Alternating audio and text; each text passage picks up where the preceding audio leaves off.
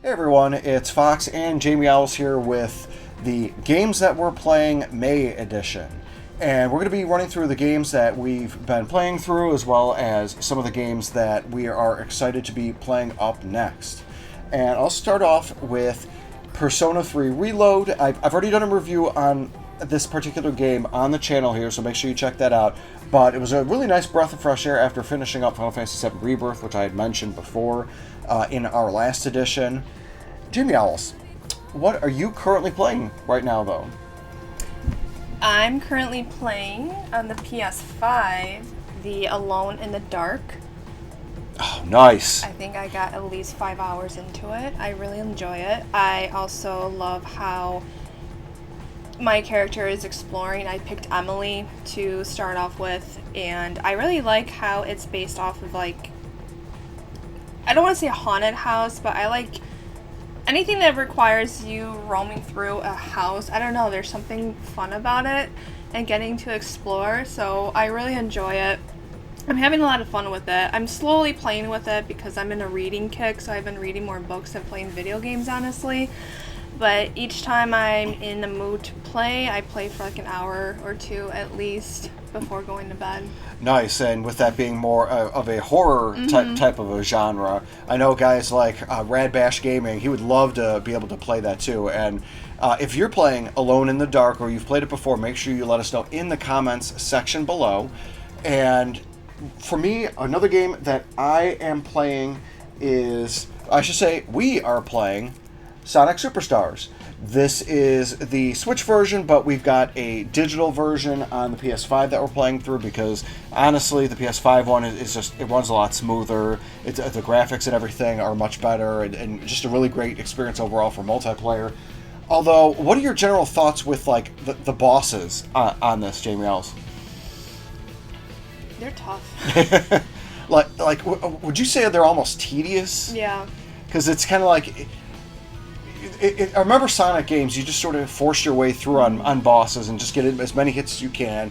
Kind of like, it's a Sonic game, so you're meant to go fast, so you would think fighting bosses, you'd fight them quickly too. But no, with this, every boss has its own specific way of defeating them, and not sure how I feel about that. Well, some of the characters are different too, the enemies. So you said some of the enemies are different? Yeah, I'm not used to it. I don't like change.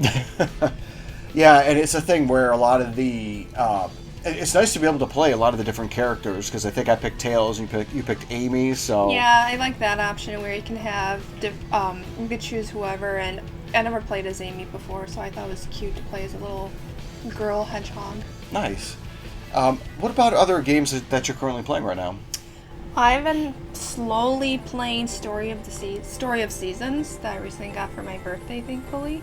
And I really like it. It's another, like, Animal Crossing / Sims game where you get to build your own farm or build your own home that I really like. I just started playing this a couple days ago. And I think it's fun. Very cute, nice chill game just to relax and not really have to think so much. But I like it. Nice, like a cozy game. Mm-hmm. And I see you got another cozy game, and that, of course... It's Animal Crossing, so I always have to make sure I include Animal Crossing in my video game collection. Because sometimes when I'm playing a certain game, I like to kind of switch it around. Like if something gets too tough, I like to switch it to something that's a little less challenging. That way I could just easily just get through something and just relax. Plus it helps to, like, clean the palate, as it were. Because when you're, like, playing something and... Especially if it's a game that's frustrating, it's nice to play, especially a cozy game. Cozy games are great for that, to be able to just relax and lower the blood pressure, and then, that way you can get back to the Elden Rings and the Dark Souls and all that kind of stuff, right? Or Crash Bandicoot, a couple times I have to stop and go with something easy. Oh my gosh, especially the first Crash. I remember watching you play that. It's hard. It's a hard game. Oh, I almost broke my controller. For me, I actually just completed Xenoblade Chronicles 2, and I have thoughts, I have feelings. I'm probably going to be making a reactions video about Xenoblade 2, plus I've got a fun collab in the mix, in the works, with some fantastic YouTube content creators to discuss the overall Xenoblade series, but I got thoughts on this, and it's a thing where I feel like I might get crucified in the comments section below. So if you disagree with anything I'm going to say, let us know. But I believe Xenoblade Chronicles 2 is the Final Fantasy 13 of the Xenoblade series because it's got great characters, great story, great music, good development, just an awful battle system. Awful. But to that end, now that I'm glad to have finished that, I'm actually playing through the Torna Country DLC. And it is unfortunately more of the same, where it's excellent music, characters, and everything like that, and it looks like it's the same awful battle system. You know, playing Xenoblade 2 really makes me miss playing Xenoblade 3 when I went through that like a year and a half ago. And it's a thing where I wouldn't mind playing through 3 again, just because, like, all of the things with 2 that I didn't really catch on with playing through 3, because there's a lot of references to 1 and 2. It'd be a thing where, like, I'd be really glad to jump into 3 and really get into that again, so... Yeah, I know what you mean. There's always something about going back to games that you enjoy playing. Absolutely. How about games in the future, though? We're going to be playing some games after these. What are you going to be playing next? Well, speaking of playing games that you want to play again, I'm thinking about playing the first Plague's Tale. I finished the first one, I think 2 years ago now. I think it's been a good 2 years, and I've been really thinking about wanting to play this again. I have it on the PS4 copy, but then this was on sale, and I figured I'd get it on the PS5. Because you originally played it on the PS4. Yes, and I don't know, I just really like the story. I really thought this game was excellent. I definitely want to go back and play Amicia again. I've been obsessed with her, so I'm excited to play this again. I don't know when, but it's definitely a game that I choose to play next after I'm done with Alone in the Dark. Nice.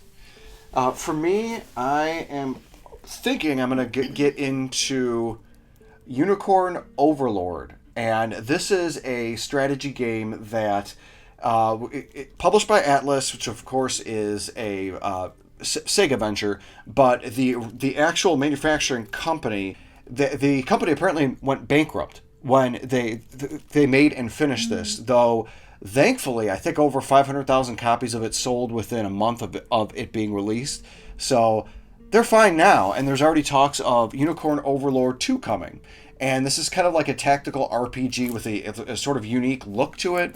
So it'll definitely be a fun game to be able to play and try out. JMeowls, what is up next for you? Well, it's not released yet. It gets released May 9th. It's the Little Kitty Big City or something. I can't remember the title, but I want to play that one next. I think it comes out only digitally. Hopefully it'll get released physically, because any games that I like or looks interesting to me, I want to get the physical copy. And the next one too, I have a physical copy, is the Illusion Island, this cute Disney game. For those who don't know, I love Disney. I've always been into Disney as a little kid, and just seeing some of the cool video games for Disney, I definitely want to play this one next. I really like Epic Mickey when it came out on the Wii, and I think we heard new rumors of another Epic Mickey coming out. So they announced a remaster of the original Epic Mickey that's going to be coming, I think, to all systems. Oh, that's cool. So that'll be cool because, yeah, it's a thing where it originally released on the Wii, and I'm not really a fan of the Wii. Just the motion controls, the overall quality. It's essentially a souped-up GameCube. I've got thoughts and feelings about the Wii. So it's nice to see like a full-fledged widescreen HD version of that game, and it's something where like Disney can finally get some good traction with that series, and maybe they'll re-release Epic Mickey 2 and do a third one. That'd be really cool. Speaking of like platformers, I think I finally want to give Kirby Planet Robobot a try on the 3DS. And I'm not really a fan of the 3DS simply because of the circle joystick. Hate using it, hate controlling it, but I will deal because from what I've heard, this is one of the best Kirby games ever made. My top two is probably Kirby and the Forgotten Land, and then Kirby Superstar right above it. But for everything with that, like I don't like mechs and robots or anything. That's why I won't play the Horizon games. But even with that being said, like I would give Planet Robobot a try just because I do like Kirby games, and this apparently is one of the best. I have yet to really get you into Kirby. When am I going to get you into a Kirby game?